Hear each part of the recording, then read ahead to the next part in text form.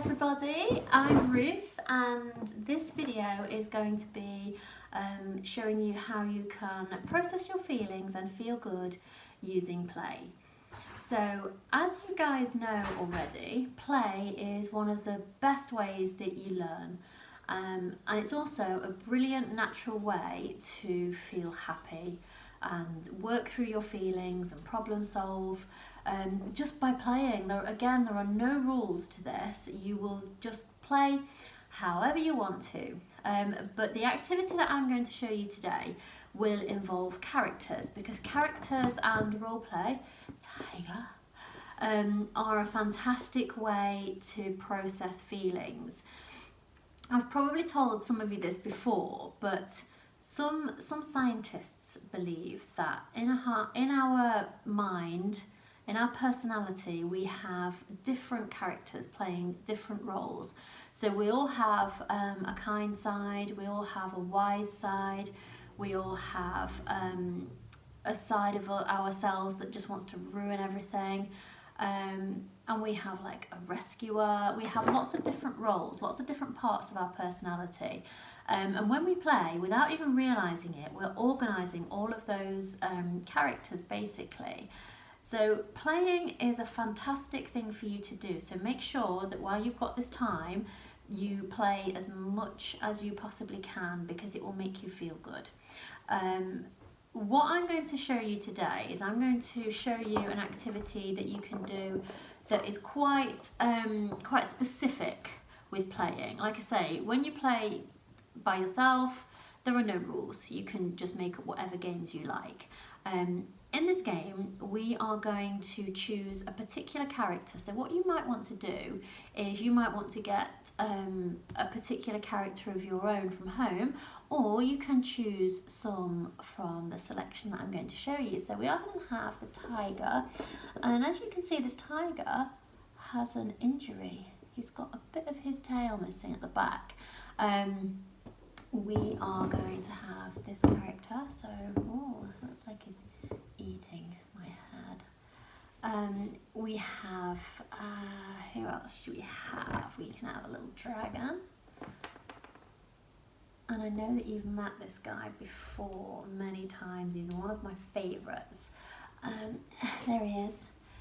And let's also have, I know a lot of you like these characters. Let me see if I can find. We have a little cat here. I'll put a little cat right at the front. And I know that lots of you who work with me regularly will recognise these, because you use them lots and lots in your role play with these toys. Okay.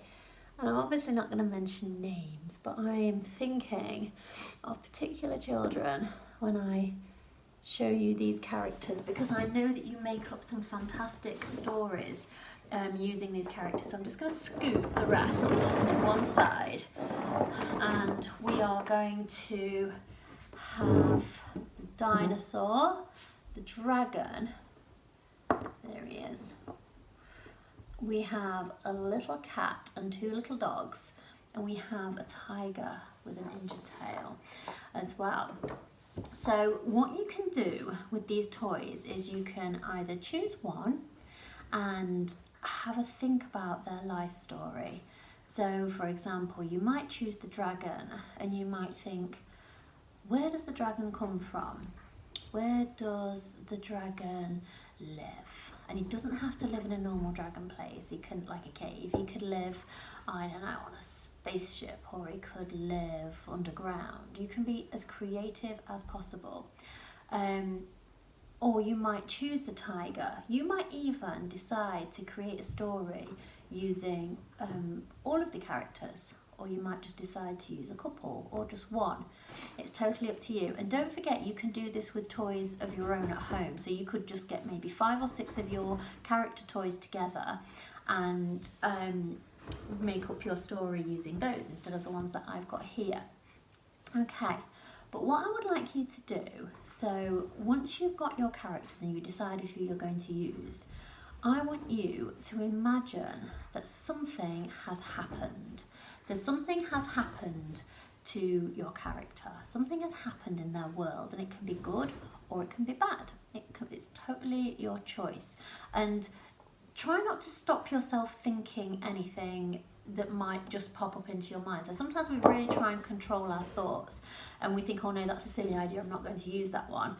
Like I've always said to you guys when I see you, the more random the better. So the more it seems like that's just so weird, I can't believe I've just made up that story, the better it is, because that shows that it's coming from your deep self. And that's what we're looking for here. We're looking for the stories that come from deep down. So when you have decided on your character and you've decided what the event is that's going to happen to them, or the event that has happened to them, you can present it in whatever way you want. So if you want to do it using play, you can get your characters at home, because you will need to be able to pick them up and move them around. You'll have to use your own characters for play, and you can just play with them. Just make whatever happen that you would like to happen. You make up your stories as you go along, and you are fantastic at that. You don't need any adult to guide you. You don't need any adult to give you any ideas, because you guys are brilliant, especially when it comes to play. Another activity that you can do is, when you've decided what kind of thing, event, situation is going to happen to your character, you can draw a picture of it happening. So you might pick any part of your story that you've made up and draw it, or you can paint it, or you can make it. You could make a model that shows what's happening to your character. Another thing that you might like to do is, you might like to tell your grown-up at home about your character. So you might want to go and tell them that, I don't know, there was a little dragon who lost its parent, and it came out of its cave one day and it was all alone, and it had to go on a big adventure so that it could be reunited with its family. I don't know, just making it up. And tell your grown-ups whatever story it is that you've made up using the toys. So I hope that's clear. It doesn't have to be, you don't have to follow the ideas that I'm giving here. Like I've said, you guys are much better at play than any adult is. So all I'm suggesting is that use your characters, and it will help you process feelings without you even thinking about them. It's just a wonderful, wonderful thing to do.